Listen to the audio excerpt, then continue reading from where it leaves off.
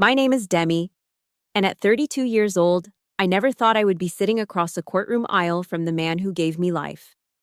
I watched my father, Robert Porter, lean over and tenderly rub the swollen belly of a woman younger than me.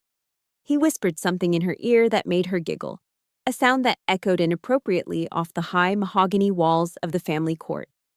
He looked like the picture of a proud, expectant father. But I knew the truth. I knew that the charcoal gray Armani suit he was wearing, crisp, tailored, and expensive, was bought with the money my mother had desperately needed for her final round of chemotherapy. He didn't buy her the medicine. He bought himself a suit to look good at her funeral, and now he was wearing it to strip her daughter of everything she had left. They thought they had already won. They thought I was just the grieving, weak daughter who would roll over and die. But they didn't know what was in the sealed manila envelope resting under my lawyer's hand. Before I tell you what happened when that envelope was opened, and believe me, you want to hear this, please tell me in the comments where you're listening from.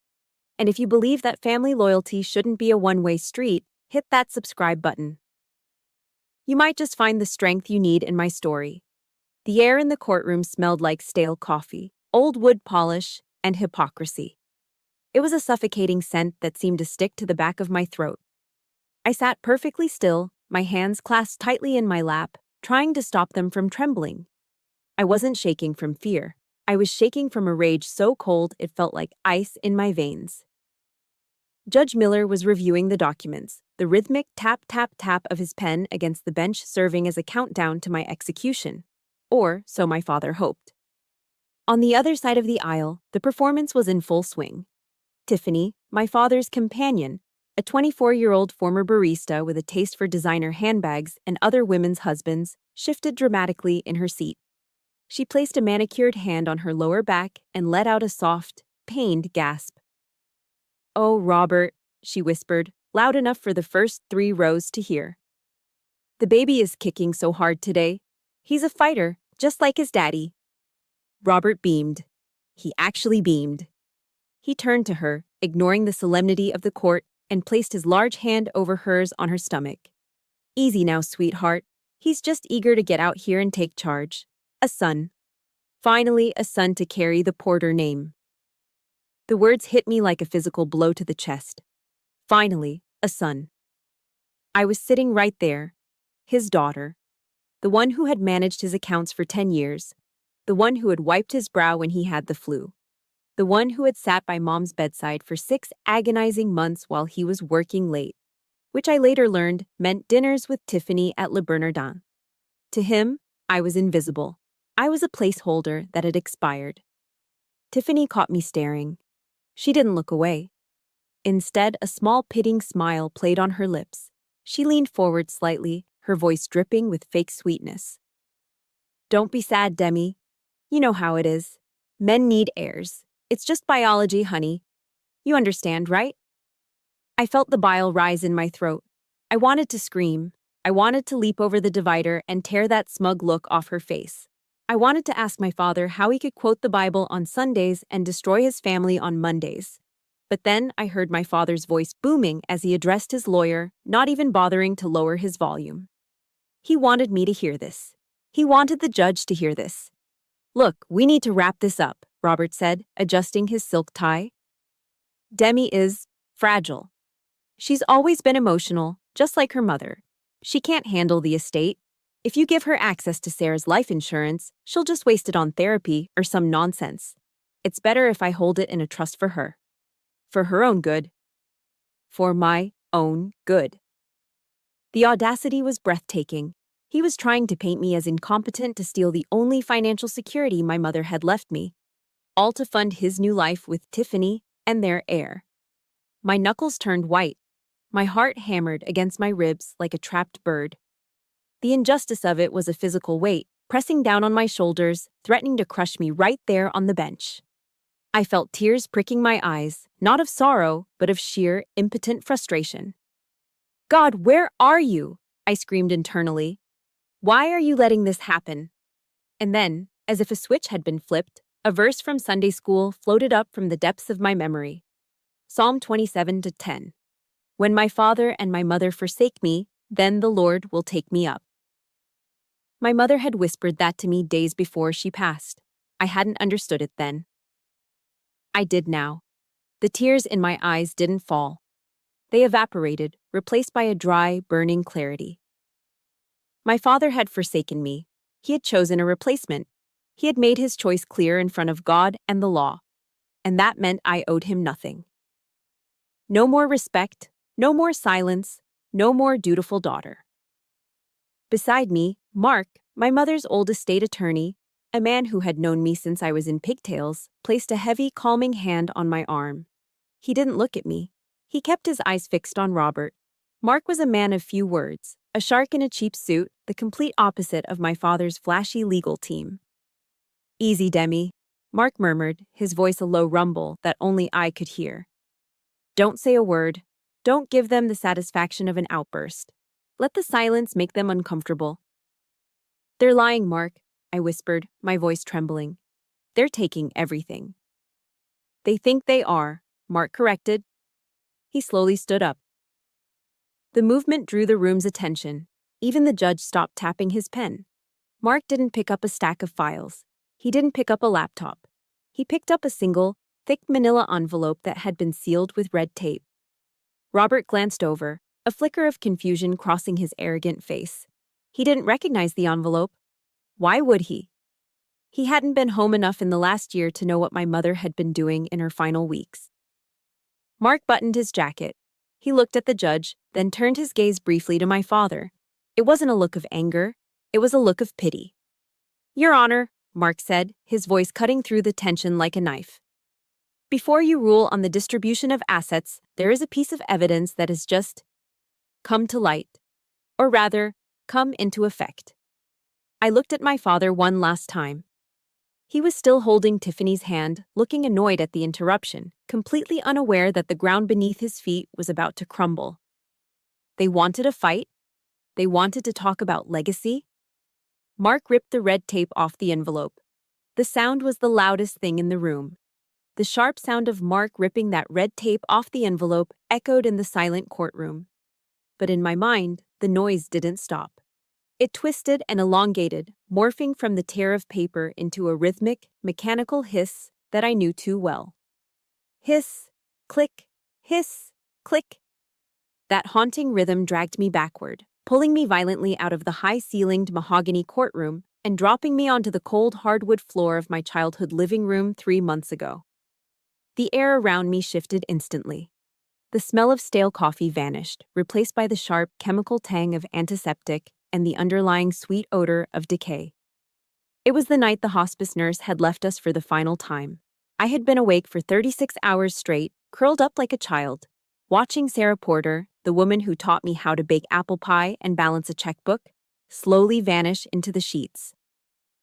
The only sound in the world was that machine breathing for her, until the front door slammed, shattering the vigil. Heavy footsteps clattered in the foyer, followed by the metallic clank of a golf bag hitting the floor. "Jesus, it smells like a hospital in here," a voice boomed, destroying the sanctity of the moment. My father walked into the living room, wearing a bright yellow polo shirt, his face flushed with a sunburn from 18 holes at the country club. He didn't look at Mom.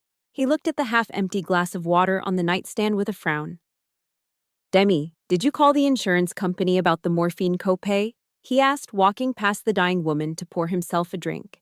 "They're trying to screw us on the deductible." I stared at him, eyes burning from exhaustion. "Dad?" "She's barely breathing." He took a swig of bourbon, the ice clinking in his glass. As he moved closer, a nauseating smell hit me. It wasn't just the alcohol. It was the stale reek of cigar smoke layered over a floral, cloying perfume. Chanel No. 5.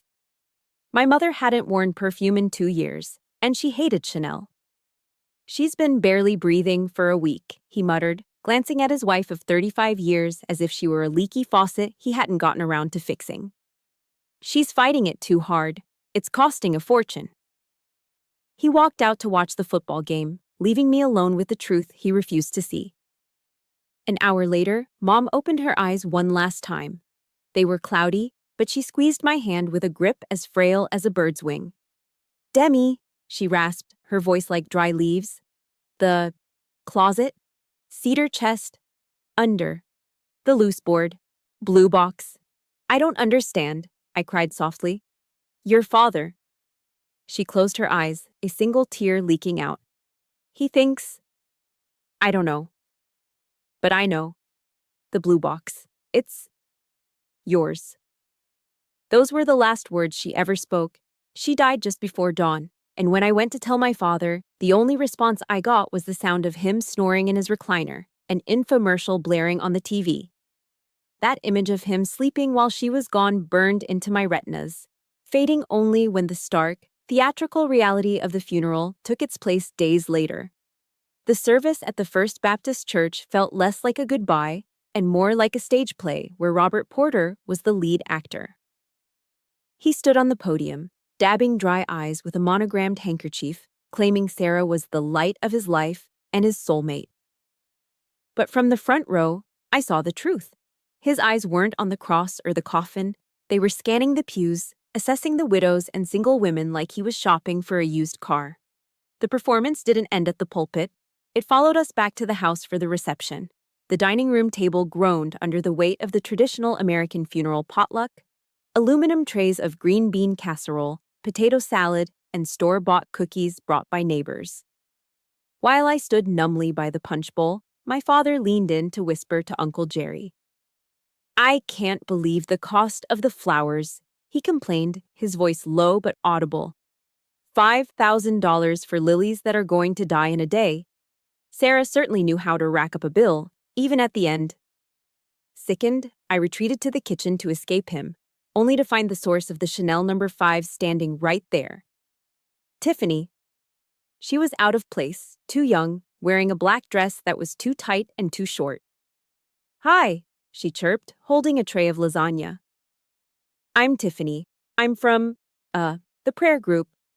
Mr. Porter, mentioned how much he loves lasagna. My mother didn't go to a prayer group, I said flatly. Oh, it's an online group, she lied effortlessly, breezing past me to place the food in front of my father. I watched from the doorway as his mask of grief vanished. His eyes lit up, and he placed a hand on her arm, a touch that lingered far too long. She whispered something, and he actually smirked. In the middle of my mother's wake, surrounded by her friends, my father was flirting with a girl young enough to be his daughter. The realization hit me harder than the rain that started to fall as I walked out the back door a few minutes later. I stood in the yard, shivering in the cold dampness, staring at the dark tree line. The man laughing inside wasn't my father. He was a stranger. I was an orphan. But as the rain mixed with my tears, Mom's whisper echoed in my head again. The blue box. I wiped my face, a cold resolve settling over me. I wasn't going back inside to cry. I was going back inside to find the weapon my mother had left me. I found the blue box my mother had whispered about, a heavy cedar-smelling thing tucked under a loose floorboard in the back of her closet. And I hid it deep inside my old college trunk. I didn't open it immediately. I couldn't. Because less than 48 hours after I pulled that box from the floor, my childhood home ceased to be a home and transformed into occupied territory. It started with the boxes. A mountain of brown cardboard with the smiling Amazon Arrow logo began piling up on the front porch. Every single day, the delivery truck backed into our driveway, dropping off packages that Tiffany had ordered. And the worst part wasn't the sheer volume of consumption. It was the name on the shipping labels, Sarah Porter. Tiffany was using my dead mother's Amazon Prime account, charging thousands of dollars of bedding, curtains, and high-end electronics to a credit card that my father should have canceled days ago. The house just smells old, Tiffany announced one morning, wrinkling her nose as she walked into the kitchen. She was wearing a silk robe that I recognized. It was the one my father had given Mom for their 25th anniversary. We need to freshen it up. For the baby. I was standing at the counter, making toast, trying to make myself as small as possible. That smell is lavender and history, I muttered. It's my mother. She ignored me, opening the pantry door with a critical eye. And this junk needs to go. Before I could stop her, she reached onto the middle shelf and grabbed 3 mason jars. They were filled with homemade strawberry jam, the last batch my mother had preserved the summer before she got sick. Those jars were precious to me. They were a Sunday morning tradition, a memory of red-stained fingers and laughter in a steaming kitchen. Crash. The sound of glass shattering against the inside of the trash can made me jump. "What are you doing?" I gasped, dropping my toast. "Making space," she said breezily, not even looking at me as she swept the remaining jars into the garbage. "I ordered a new line of organic skincare from France, and it needs to be stored in a cool, dark place. This shelf is perfect."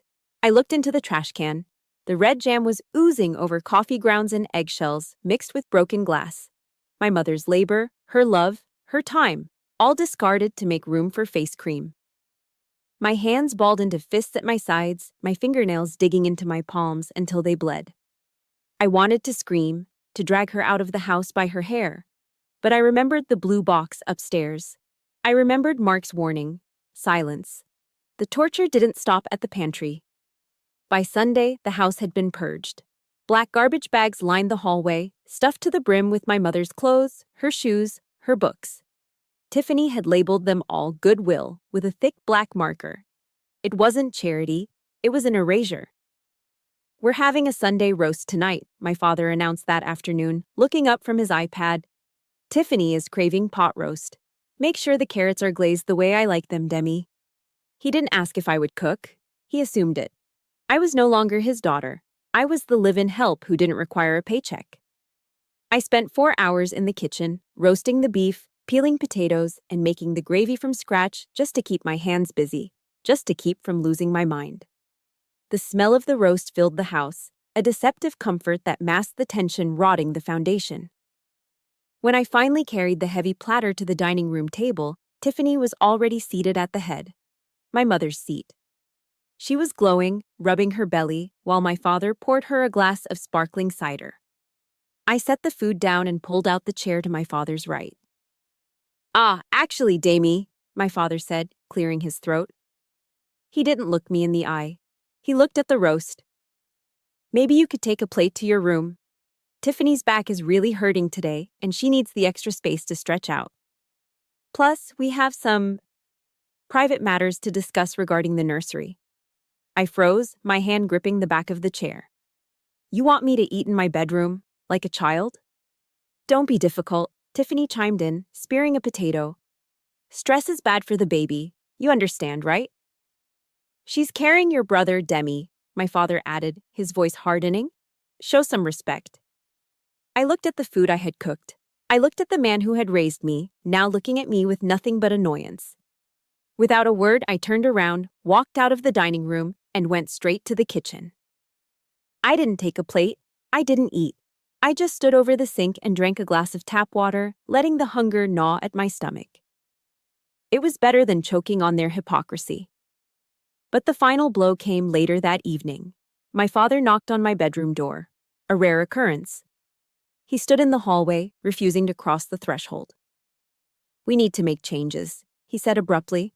"This room, it has the best light in the house. It's perfect for the nursery." My heart stopped. "This is my room. I've lived here since I was 5. "You're 32, Demi," he snapped. "It's time you grew up. But since you don't have a job or a husband to take care of you, I'm letting you stay. But you'll have to move downstairs." "Downstairs?" I repeated, my voice barely a whisper. "You mean the basement?" "It's not that bad," he shrugged. "I'll have a contractor put up some drywall eventually. Put a space heater down there. It'll be private." The basement was unfinished. It was concrete floors, exposed pipes, and the smell of damp earth. It was where we stored holiday decorations and old tools. It wasn't a living space. It was a dungeon. "You're moving me into the basement so she can have my room." "She's the mother of my son," he said, as if that explained everything. "Pack your things. I want the room cleared by Tuesday." He closed the door, leaving me standing in the center of the room that held every secret, every tear, and every dream I'd ever had. I looked at the walls I had painted, the window seat where I used to read, the spot on the rug where Mom and I used to fold laundry. It was all being confiscated. I spent that first night in the basement lying on an old mattress dragged onto the cold concrete floor. The air was heavy and damp, smelling of mold and neglect. Above me, I could hear their footsteps. I could hear them laughing. They were walking on top of me, literally and metaphorically.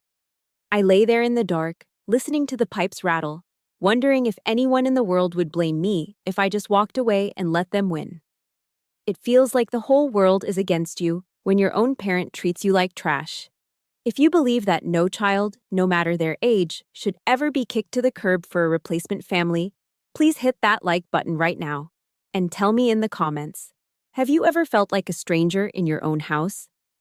Type, I stand with Demi if you want to see me fight back. Staring up at the exposed wooden beams of the ceiling, the tears finally stopped. My father thought he was punishing me. He thought that by pushing me into the dark, he would break me. But he forgot one thing about the dark.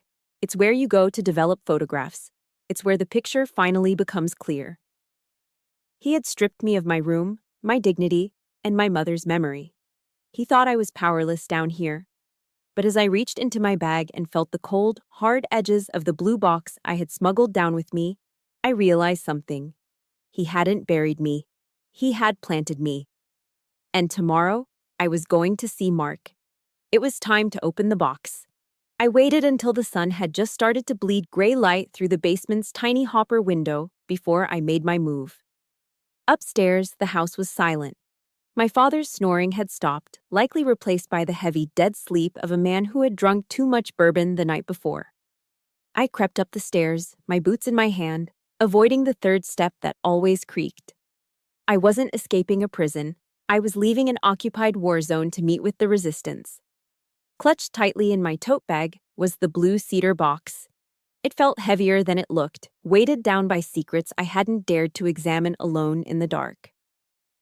I drove across town to Harry's Diner, a relic of the 1970s that smelled permanently of bacon grease, maple syrup, and stale cigarette smoke from decades past. It was the kind of place where the waitresses called you honey and poured coffee until your heart palpitated and nobody asked questions. It was also the last place my father would ever be caught dead. Mark was already there, sitting in a corner booth with peeling red vinyl seats. He looked out of place among the truckers and third-shift workers, wearing a rumpled gray suit that had seen better administrations. He had a half-eaten slice of cherry pie in front of him and a stack of legal pads. When he saw me, his face softened. A look of genuine, grandfatherly concern that I hadn't received from my own blood in years. "You look like hell, kiddo," he said softly as I slid into the booth opposite him. "I'm living in a basement, Mark," I whispered, clutching my bag. They moved me to the basement. Mark's jaw tightened, the muscles bunching up, but he didn't say a word. He just signaled the waitress, who immediately dropped a heavy ceramic mug in front of me and filled it with steaming, weak brown liquid. "Drink," Mark ordered gently, "and show me the box." I pulled the cedar box onto the sticky laminate table. My hands were shaking as I undid the small brass latch. Inside, resting on a bed of velvet, was a thick document bound in blue paper. Mark put on his reading glasses, his eyes scanning the pages. He didn't look surprised. He looked relieved. "Your mother was a smart woman, Demi," he said, tapping the document with a thick finger. "She knew." "Knew what?" "She knew Robert was going to betray her," Mark said, his voice dropping to a low rumble. "This isn't just a will. This is a revocable living trust that became irrevocable the moment she passed. She transferred the deed to the house, her life insurance policies, and her investment accounts into this trust 6 months ago." I stared at him, the noise of the diner fading away. "But Dad said," he said he was the executor. "He said I was incompetent." "He lied," Mark said simply. "He's counting on you being too broken to check. He's counting on you believing that because he's your father, he has the power. But legally, he controls nothing. You are the sole trustee, Demi." I felt a wave of dizziness. Why? Why did she do it this way? Why didn't she tell him?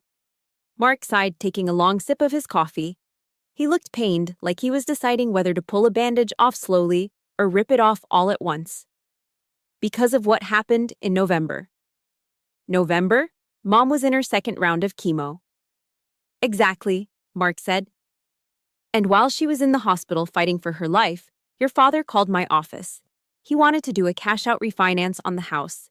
He wanted to pull out $100,000 of equity. The air left my lungs. $100,000 for medical bills. Mark shook his head slowly. No. The insurance was covering the bulk of the treatment. He said he needed it for investments. But I did some digging. He had been looking at condos downtown, leases for luxury apartments. I felt sick. The cherry pie on the table suddenly looked revolting. While my mother was vomiting from chemotherapy, my father was trying to mortgage our family home to set up a love nest for Tiffany. He was planning to leave her, I whispered, the realization cold and hard in my stomach. He was going to take the money and leave her to die alone. But he couldn't, Mark said, a glint of steel entering his eyes. Because the house wasn't just in his name. Sarah refused to sign the papers.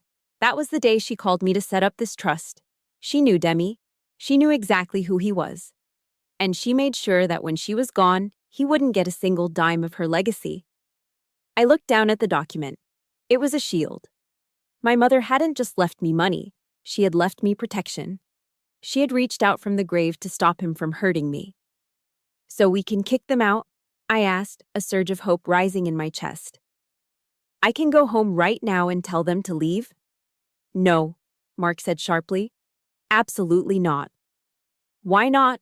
It's my house. Because right now, you have a piece of paper. If you show your hand today, he will fight you. He'll drag this out in probate court for years, claiming you coerced a dying woman. He has expensive lawyers who fight dirty. And he has that girl and the grandson she's carrying. Judges in family court have a soft spot for pregnant women. Mark leaned across the table, his expression intense. We don't just want the house, Demi. We want to destroy his credibility. We need to prove he is unfit. And we need to find out the truth about that baby. I have a private investigator looking into Tiffany. Her background is colorful. But we need more. So what do? I asked, feeling the weight of the task settling on my shoulders. You go back there, Mark said. And you act like the defeated daughter. You let them treat you like the maid. You let them think they've won. Because when people think they've won, they get sloppy. They leave phones unlocked.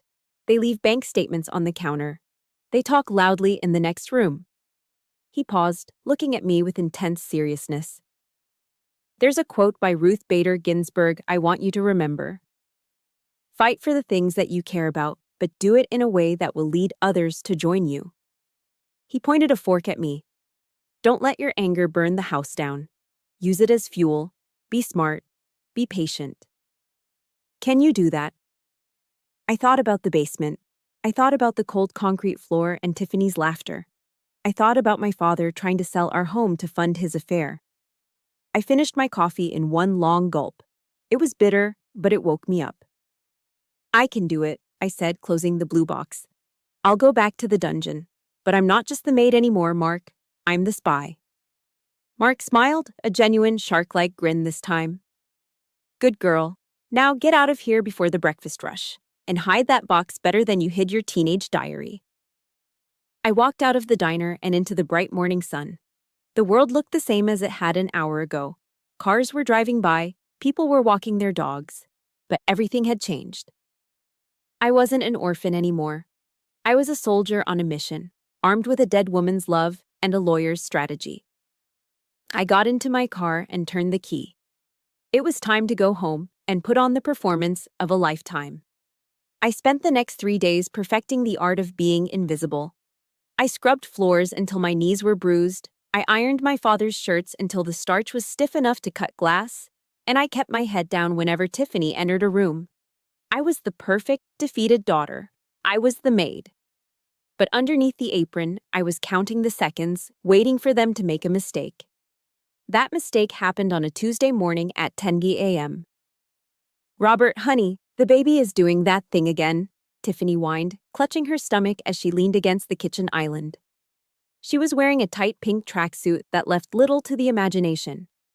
It feels tight. I think we need to go to the doctor, just to be safe. My father dropped his spoon into his oatmeal, panic flashing across his face. Is it contractions? It's too early for contractions. I don't know, she gasped, squeezing her eyes shut. I just need to see Dr. Evans at Mercy Hospital, right now.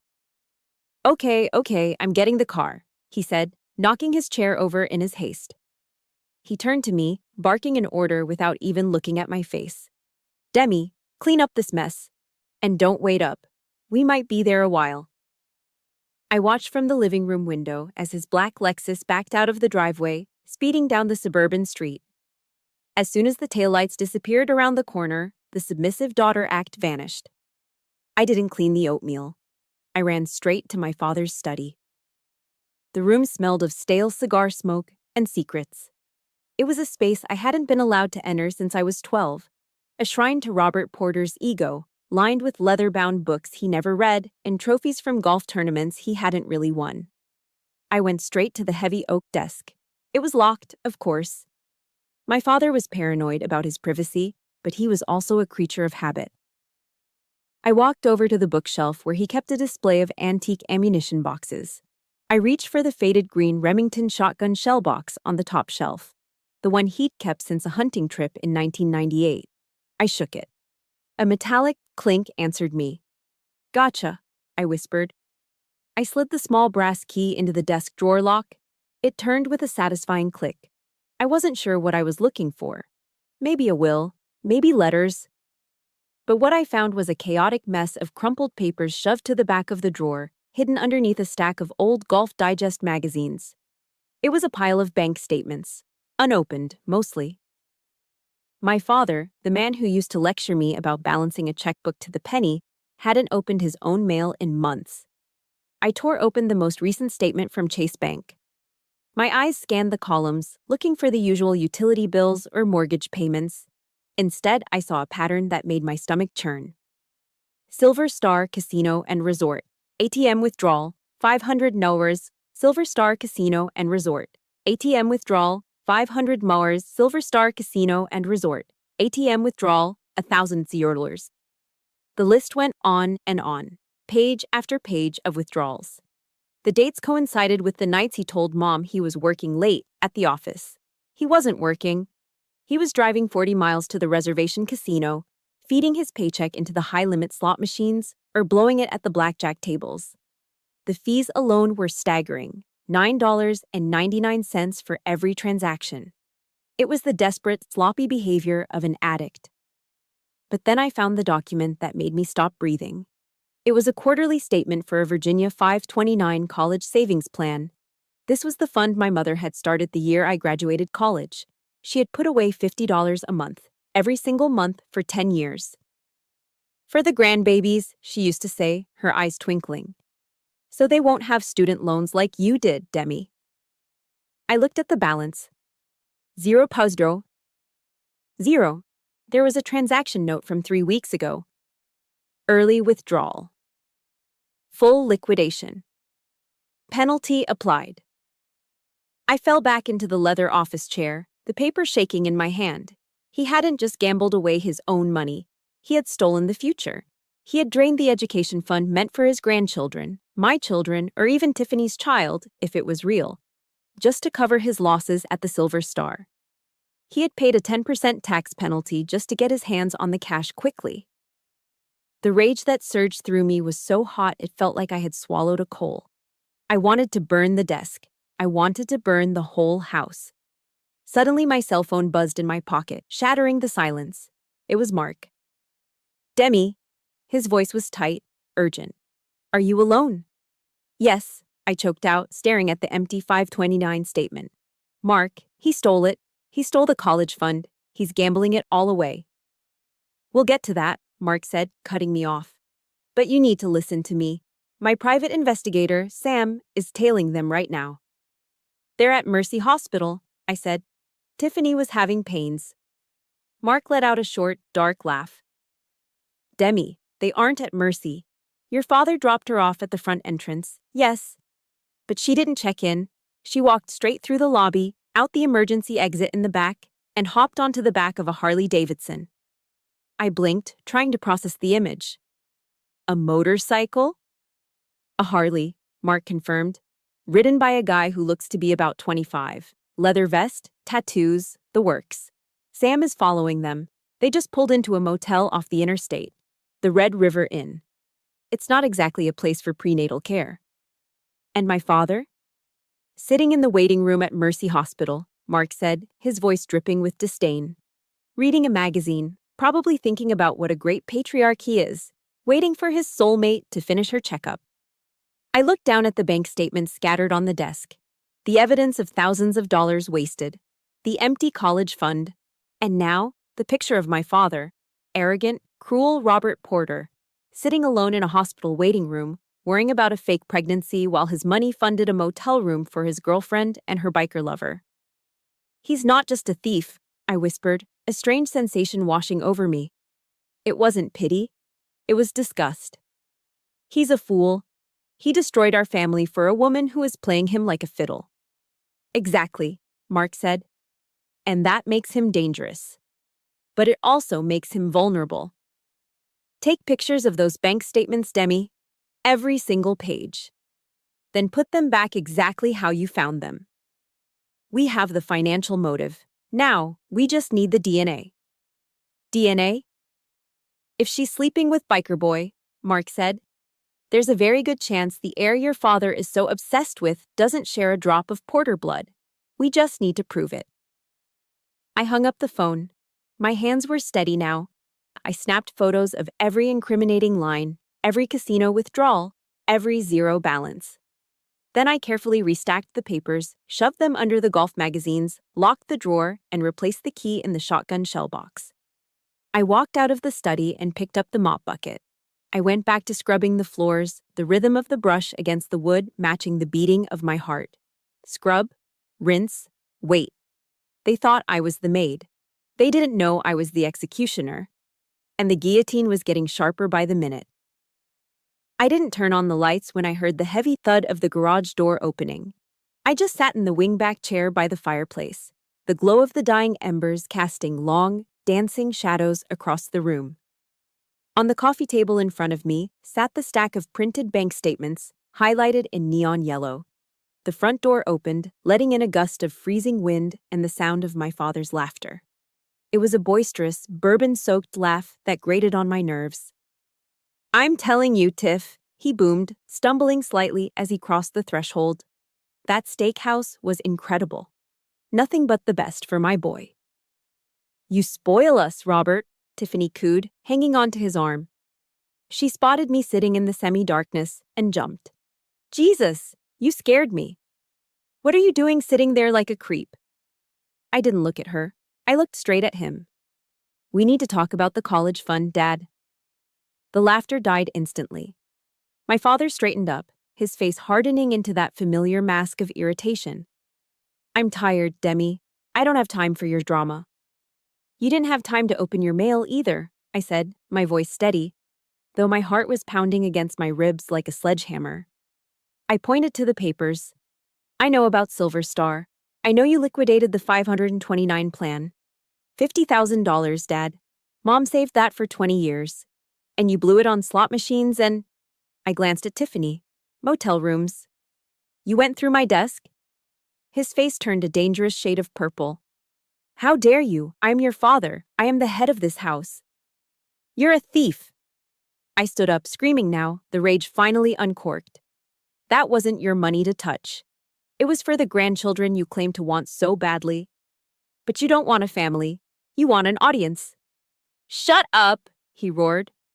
He grabbed the framed photo on the mantel, the one of the three of us from my college graduation, back when we were a real family, and hurled it across the room. Crash.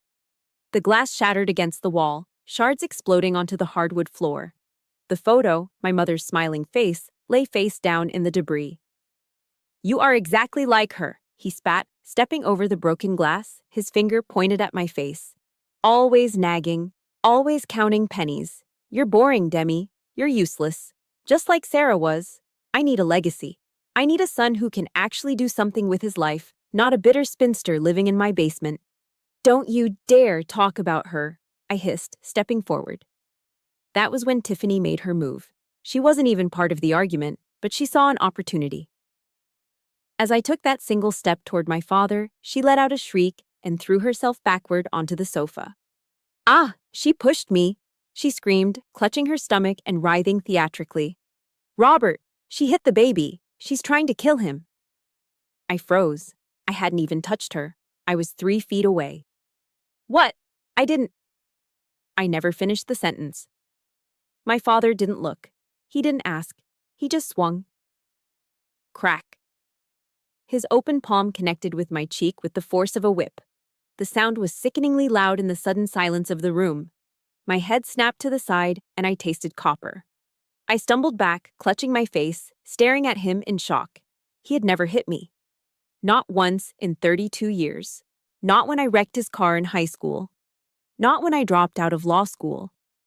But now, for a lie told by a woman he'd known for 4 months, he had struck me. He stood there, chest heaving, his hand still raised. For a second, I saw a flicker of regret in his eyes.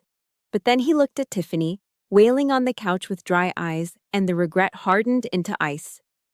Get out, he whispered. Dad! I said get out, he screamed, his voice cracking. Get your trash and get out of my house. If you are still on this property in 10 minutes, I am calling the cops. I'll have you arrested for assault and trespassing. Try me, Demi. Try me. I looked at him, really looked at him. The man in the expensive suit was gone.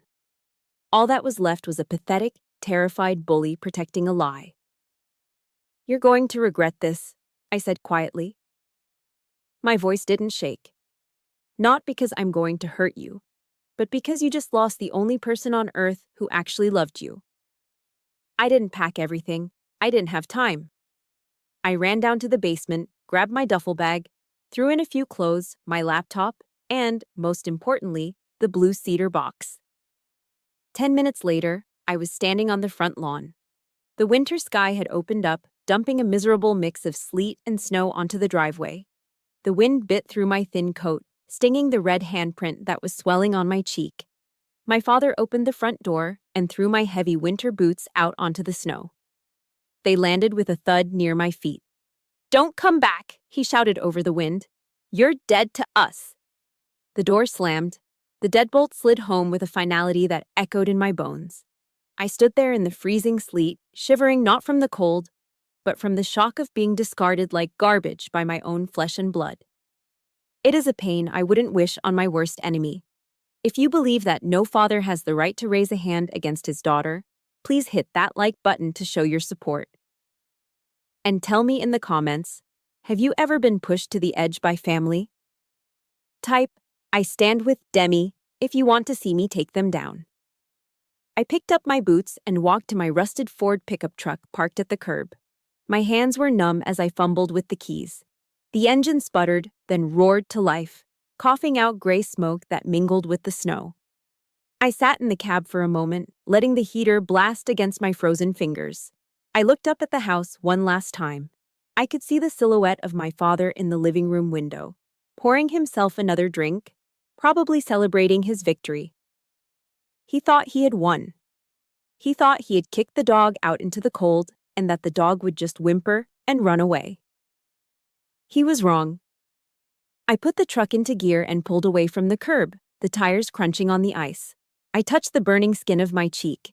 It hurt, but the pain was good. It was fuel. Enjoy your drink, Dad, I whispered to the rearview mirror. Because it's the last peaceful night you're going to have. I wasn't the daughter anymore. I was the plaintiff, and court was about to be in session. The sound of Mark tearing the red tape off that manila envelope snapped me violently back to the present. The freezing sleet of that winter night and the image of my father throwing my boots into the snow evaporated, replaced instantly by the sterile, fluorescent reality of the courtroom. I was no longer the shivering girl in the driveway. I was the plaintiff. And my father, sitting in the witness stand with a sheen of sweat glistening on his forehead, was about to realize that the daughter he had discarded was holding the match that would burn his house of cards to the ground. Mr. Porter, Mark said, his voice deceptively mild as he paced in front of the witness stand. You've given quite a moving testimony. You claim that you were Sarah's sole caregiver, her rock, during those final, agonizing months. I was, my father said, adjusting his silk tie. He looked at the judge, Judge Miller, with practiced sincerity. It was the hardest time of my life, Your Honor. Watching the woman I loved fade away. I was there every single night. While my daughter, he shot a venomous look at me, was out partying or ignoring her mother's calls. Demi abandoned us when we needed her most. She's unstable, always has been. I gripped the edge of the table, my knuckles turning white. The lie was so bold, so grotesque, that it almost took my breath away. He was rewriting history, painting himself as the martyr and me as the villain, using the very abandonment he had orchestrated against me. Is that so? Mark asked, walking back to our table. He picked up a document. Because, Mr. Porter, we have subpoenaed the GPS records from your vehicle, alongside your bank statements from that period. Strange, for a devoted husband sitting by his dying wife's bedside, your car seemed to be parked quite often at the Silver Star Casino. 40 miles away. My father blinked, his mouth opening and closing like a fish on a hook. I went there to clear my head. The stress, it was too much. To clear your head, Mark repeated, his voice sharpening. And did clearing your head require liquidating your wife's 529 college savings plan, the fund she started for her future grandchildren? Mark slapped the paper onto the railing of the witness stand. Exhibit A, Your Honor. A withdrawal of $50,000, followed by a series of losses at the blackjack tables totaling $48,000 in 3 weeks. A ripple of murmurs went through the courtroom. Judge Miller picked up the evidence, his eyebrows knitting together as he looked from the paper to my father. That was for medical bills, my father stammered, his face flushing a deep, ugly red. You don't understand the costs. The insurance didn't cover everything. We have the insurance statements too, Mr. Porter, Mark said coldly. Every penny was covered. You stole from your unborn grandchildren to pay for your gambling addiction. My father was cornered, but like a rat, he snapped back. He straightened his spine, pivoting to his second line of defense. Fine, maybe I made some bad calls with money. I'm human. But that doesn't change the fact that the will is invalid. Sarah wasn't in her right mind when she signed that trust. He pointed a shaking finger at me. That girl manipulated a dying woman. Sarah had, what do the doctors call it? Chemo brain.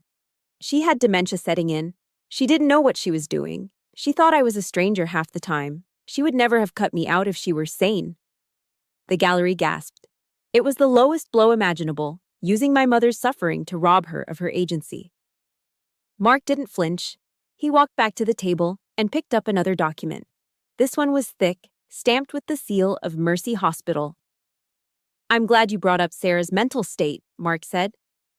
Because I have here a sworn affidavit from Dr. Evans, her primary oncologist, as well as the notes from her neurological exam conducted 2 days before she signed the trust documents. Mark handed the file to the bailiff to give to the judge. Exhibit B, Dr. Evans states quite clearly that Sarah Porter was fully oriented, lucid, and cognitively sharp until 48 hours before her death. She knew exactly who you were, Mr. Porter. And she knew exactly what you were doing. My father slumped in the chair. The devoted husband act was crumbling. The grieving widower mask was slipping. Now he just looked like what he was, a greedy, desperate man caught in a lie. But Mark wasn't done. He turned his back on my father and walked toward Tiffany, who was sitting in the front row. She was wearing a modest pastel dress, clutching her belly, looking wide-eyed and innocent. However, Mark said, spinning around to face my father again, let's put the past aside. Let's talk about the future. You mentioned earlier that the reason you need control of the estate, the reason you need Sarah's life insurance money, is to provide for your new family. For your son. That's right, my father said, grasping at the lifeline. His voice gained a little strength. I have a son on the way, a male heir. I have a responsibility to him. Sarah would have wanted me to be happy, to raise him right. A male heir, Mark mused. You seem very certain. We had an ultrasound, my father scoffed. It's a boy. My bloodline. Mark nodded slowly. He walked back to our table and picked up the manila envelope, the one he had ripped open just moments ago. He held it up. It looked harmless, just a piece of paper in a sleeve, but the air in the room seemed to vanish. You see, Mr. Porter, Mark said, his voice dropping to a register that vibrated with danger. When we investigated your financial irregularities, we found some interesting travel patterns regarding Ms. Tiffany Miller, specifically her visits to the Red River Inn motel. Tiffany let out a small squeak. My father frowned. What are you talking about? We hired a private investigator, Mark continued, ignoring the objection rising from my father's lawyer. And we obtained a DNA sample. You see, since you are claiming this child has a right to the Porter estate, his paternity is a matter of legal interest. Mark pulled a single sheet of paper from the envelope. This is a prenatal paternity test. Court admissible standards, Mark said. He looked at my father, and for the first time, I saw pity in his eyes.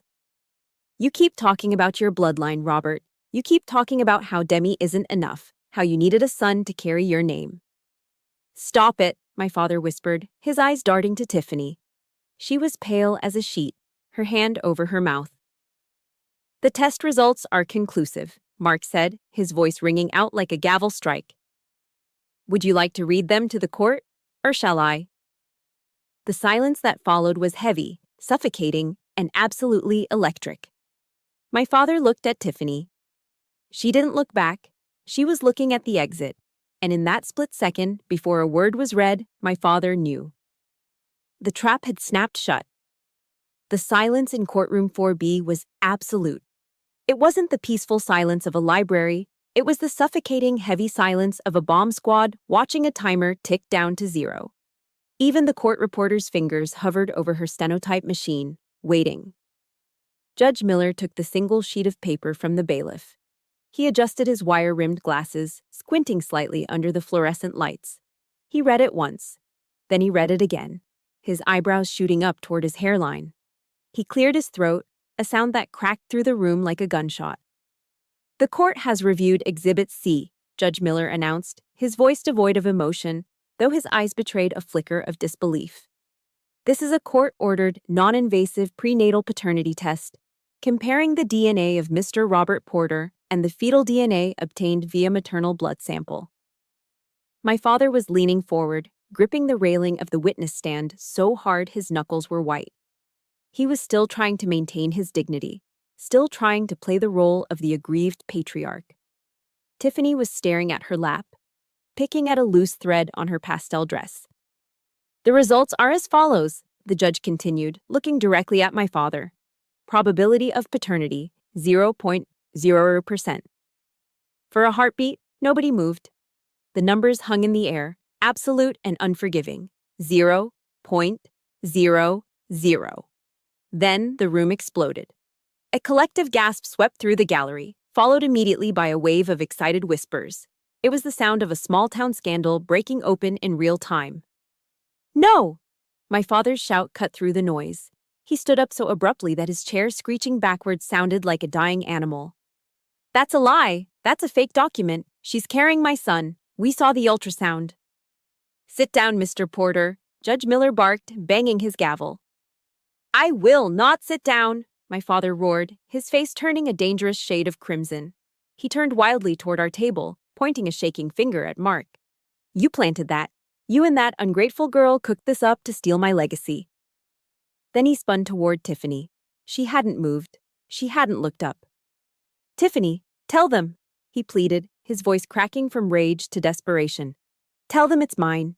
Tell them about the names we picked out. Tell them! Tiffany finally looked up. And the transformation was terrifying. The sweet, doe-eyed girl who had sat there clutching her belly and acting the victim was gone.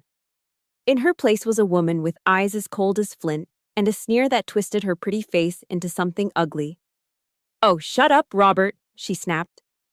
The gallery went silent again. My father recoiled as if she had slapped him. What? What did you say? I said shut up, Tiffany said, her voice rising, shedding the soft, feminine octave she had used to charm him for months. It was harsh now, grating and raw. God, you are so pathetic. Do you really think I wanted to have a baby with a 60-year-old man who smells like cigars and Bengay? But we're soulmates, my father stammered, looking like a child lost in a supermarket. I bought you the car. I rented the condo. You rented it, Tiffany screamed, standing up now, abandoning all pretense. You rented everything. You promised me you were rich, Robert. You told me you had millions in investments. But you're broke. You're a cheapskate who has to steal from his dead wife's savings just to buy me a purse. I did it for us. You did it because you're a loser, she yelled back, and the venom in her voice was toxic. I checked your credit score, Robert. It's lower than your IQ. You have nothing. You have a mortgage you can't pay and a gambling addiction that's burning through cash faster than I can spend it.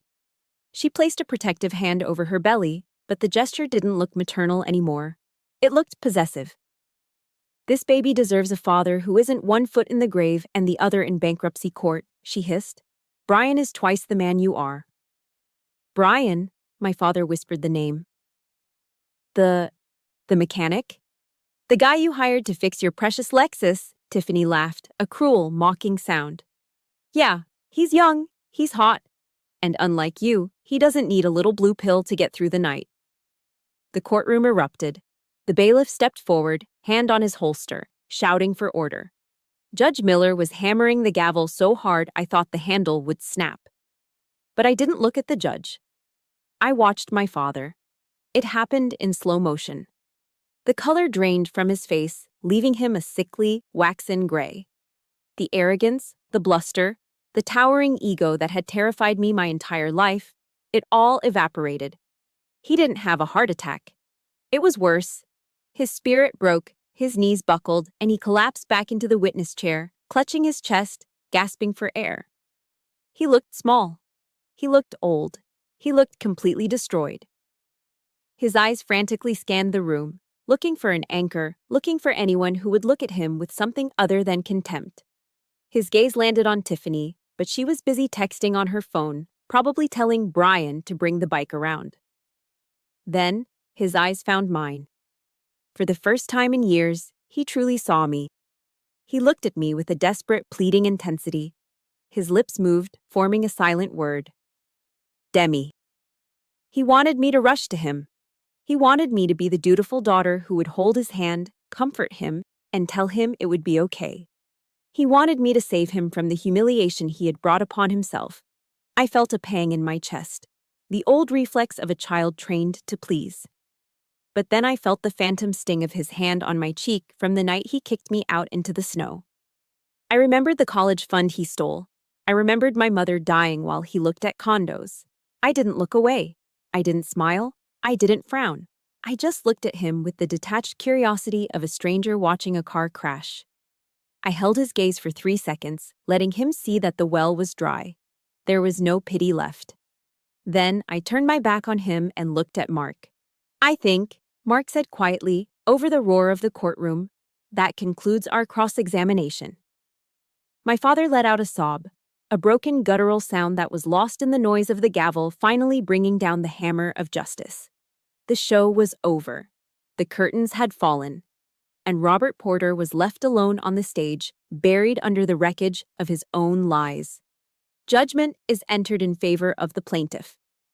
Judge Miller's voice was dry, devoid of the theatricality that had consumed the courtroom just an hour earlier. It was a simple administrative statement, yet it landed with the weight of a guillotine blade. Mr. Porter is ordered to pay full restitution to the Sarah Porter Trust in the amount of $50,000, plus legal fees and court costs. Furthermore, a permanent restraining order is granted, barring Mr. Porter from dissipating any further marital assets until the estate is fully settled. The gavel banged one last time. Thud. It was over. I looked across the aisle. My father sat slumped in his chair, his expensive suit now looking like a costume that didn't fit. He didn't look up. He stared at the polished wood of the defense table, his hands trembling slightly. There was no rage left in him, only the hollowed-out shell of a man who had bet everything on a pair of deuces and lost. Mark squeezed my shoulder. You did it, Demi. It's done. Yeah, I whispered, gathering my papers. It's done. I expected to feel a surge of triumph. I expected to feel the adrenaline of victory, the kind you see in movies where the hero walks out to slow-motion applause. Instead, I felt a profound, aching emptiness. Winning a lawsuit against your own father isn't a victory. It's an autopsy. You might find the cause of death, but you're still left with a corpse. We walked out of the courtroom and into the long, echoing hallway. The crowds had dispersed, chasing the next scandal. It was just the quiet hum of the HVAC system and the sound of our footsteps on the marble floor. I'll handle the paperwork for the restitution, Mark said, sensing my mood. Go home, kiddo. Get some rest. You look like you've gone 12 rounds. I nodded and pushed through the heavy double doors, stepping out into the biting winter air. The sleet from the night I was kicked out had turned into a gray, hardened slush. I walked toward the parking lot, pulling my coat tighter around me. That's when I heard the unmistakable mechanical whine of hydraulics. In the reserved parking spots near the entrance, a scene of grim urban reality was unfolding. A large flatbed tow truck, an asset recovery vehicle, had backed up to my father's black Lexus. A man in a high-vis vest was efficiently hooking chains to the undercarriage. Standing 10 feet away, watching his status symbol being hoisted into the air, was Robert Porter. He looked small against the gray sky. He wasn't wearing his overcoat. He was shivering, his arms wrapped around himself, watching the bank repossess the last tangible piece of his ego. He hadn't just lost the case. He had missed 3 months of payments. The facade wasn't just cracking, it was being towed away to an impound lot in New Jersey. He turned his head and saw me. For a moment, I thought about walking past him. I thought about getting into my rusted Ford truck and driving away without a word. But he moved faster than I expected. He shuffled toward me, his movements jerky and desperate. "Demi," he croaked. His voice was rough, stripped of its booming baritone. I stopped. I didn't step closer, but I didn't run. I stood my ground, keeping a car's length between us. "They took the car," he said, gesturing vaguely at the tow truck. "Can you believe it? After all the business I gave that dealership." I said nothing. I just watched him. He took a step closer, his eyes pleading. "Demi, listen. That girl, Tiffany, she tricked me. You saw her in there. She's a monster. She preyed on me. I was vulnerable after your mother died, and she took advantage of an old man's grief." "Is that what you think happened?" I asked quietly. "It's the truth," he insisted, his eyes widening. "I was a victim, just like you. I didn't know she was lying about the baby. If I had known. Do you think I would have treated you that way? We're family, Demi. You're my daughter." He reached out, his hand hovering in the air, waiting for me to take it. Waiting for me to fix it. "You can't leave me here, Demi," he whispered, his voice cracking. "I don't have a car. I don't have anyone. I'm old. I made a mistake, but I'm still your father." I looked at his hand. It was the same hand that had struck my face. It was the same hand that had signed the withdrawal slip for the college fund. It was the same hand that had thrown my boots into the snow. A strange clarity washed over me. The anger that had fueled me for weeks finally burned itself out, leaving behind a cold, hard resolve. "You weren't tricked, Dad," I said, my voice steady and clear in the cold air. "You didn't believe Tiffany because she was a master manipulator. You chose to believe her lies because they stroked your ego. You wanted to believe you were young and virile and important. You wanted that more than you wanted to be a decent father." He recoiled as if I had slapped him. "How can you be so cruel? I have nothing left." "You have exactly what you invested in," I said. "You invested in lies, and this is the return." "So that's it?" he spat, a flash of his old malice returning as panic set in. "You're just going to abandon me, your own flesh and blood?" I looked him in the eye, and for the first time in my life, I didn't feel afraid of him. I didn't feel the need to please him. I felt free. "I'm not abandoning you," I said. "I'm just returning you to the place you belong, solitude." "Demi," he shouted as I turned away. "Demi, come back here. You owe me. I raised you." I kept walking. The sound of his voice became background noise, mixing with the rumble of the tow truck driving away with his Lexus. I reached my truck. My ugly, rusted, dependable truck that I had paid for with my own money. I climbed into the cab and locked the door. Through the window, I saw him standing there in the slush, a lonely figure in an expensive suit, shouting at a daughter who could no longer hear him. I put the key in the ignition. The engine roared to life, loud and defiant. I didn't look in the rearview mirror as I pulled out of the lot. I didn't need to see him get smaller and smaller until he disappeared. He was already gone. The road ahead was gray and wet. But as I turned onto the main highway, the clouds parted just enough for a single ray of winter sun to hit the pavement. It wasn't a perfect ending. It was messy and painful and sad.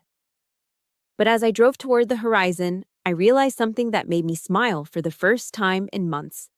The silence in the truck wasn't lonely. It was peaceful. It took me 6 months to fully exorcise the ghost from the house. I didn't just clean it, I purged it. The heavy, dark velvet drapes that Tiffany had bought with my mother's credit card were the first to go, stuffed into trash bags and hauled to the curb. I repainted the living room a soft, warm sage green, a color my mother had always loved, but my father had forbidden because it wasn't masculine enough. I tore up the carpet in the hallway where I'd been slapped, revealing the beautiful, honey-colored original hardwood underneath. But the real healing happened in the garden. Early that spring, I went back to the patch of earth where Tiffany had dumped the strawberry jam. I dug up the soil, turning it over with a spade until my muscles burned. I planted 3 rows of new strawberry plants, reclaiming the ground. I wasn't just gardening, I was taking back my history, root by root. I didn't stop there. I used the settlement money not to buy luxury cars or designer clothes, but to build a legacy. I started a small business called Sarah's Care.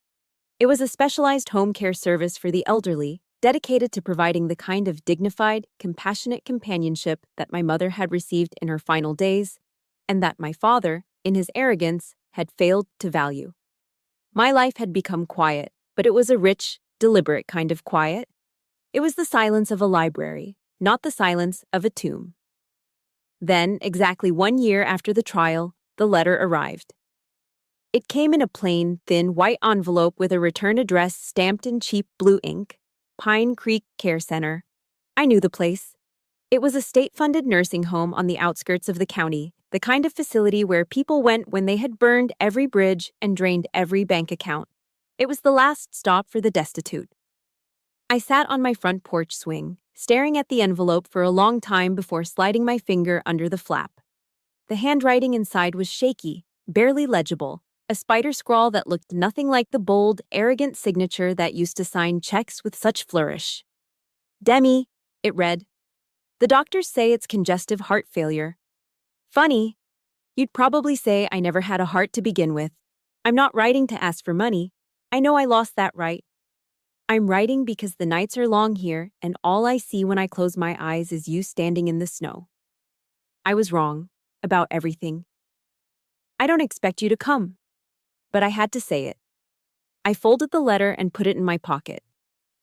I looked out at the garden, watching a red cardinal land on the bird feeder. I could have thrown the letter away. I could have let him die alone, just as I had promised in the parking lot. But hate is heavy, and I was tired of carrying heavy things. I drove to Pine Creek the next morning. The facility smelled of bleach and boiled cabbage, a stark contrast to the country club scent of leather and expensive cologne that used to cling to my father. I found him in room 302. He was sharing the cramped space with another man who was loudly watching a game show on a fuzzy TV. When I saw him, I almost didn't recognize him. The Robert Porter in the bed was a skeleton wrapped in papery skin. His hair was gone, his cheeks sunken. The Armani suits were a distant memory, replaced by a faded hospital gown that tied in the back. He opened his eyes when he heard my footsteps. When he saw me, his breath hitched. Demi, he whispered. A tear leaked out of the corner of his eye and tracked through the deep lines of his face. You came. I came, I said softly. I pulled a metal chair up to the bedside. I didn't hug him. I didn't cry. The deep, visceral bond of father and daughter had been severed too severely to be retied with a simple bow. But there was something else in the room, a quiet, somber acknowledgement of our shared humanity. "I'm sorry," he wheezed, his hand twitching on the sheet. I was chasing a ghost, Demi. I wanted to be young again. I wanted to be important. And I threw away the only two people who ever actually saw me. "I know, Dad," I said. I reached out and covered his hand with mine. His skin was cold. "I know. Can you ever forgive me?" he asked, his voice barely audible over the beep of the heart monitor. I looked at him. I thought about the basement. I thought about the courtroom. I thought about the woman I had become because of the fire he put me through. "Forgiveness isn't for you, Dad," I said gently. "It's for me. I forgive you. Not because what you did was okay, but because I refuse to let your mistakes define the rest of my life. I'm letting you go." He nodded, closing his eyes, and for the first time in years, the tension left his face. He looked peaceful. He died 3 days later. There was no grand funeral, no potluck with gossip-hungry neighbors, just a small graveside service with me, the priest, and a few of his old golf buddies who bothered to show up. I buried him next to Mom. Not because he deserved it, but because she would have wanted him there. She was always the better half of us, the one who believed in redemption until the very end. That evening, I sat in the backyard under the giant red maple tree my mother had planted when I was born. It was autumn, and the leaves were a blazing canopy of crimson and gold, catching the last rays of the setting sun. I held a mug of hot tea in my hands, feeling the warmth seep into my palms. The air was crisp, smelling of fallen leaves and wood smoke. I looked at the house. My house. It wasn't a prison anymore. It was a sanctuary. I thought about the clients I would see tomorrow, the elderly men and women who held my hands and told me stories about their lives. I was building a family of my own making, a community stitched together by care rather than blood.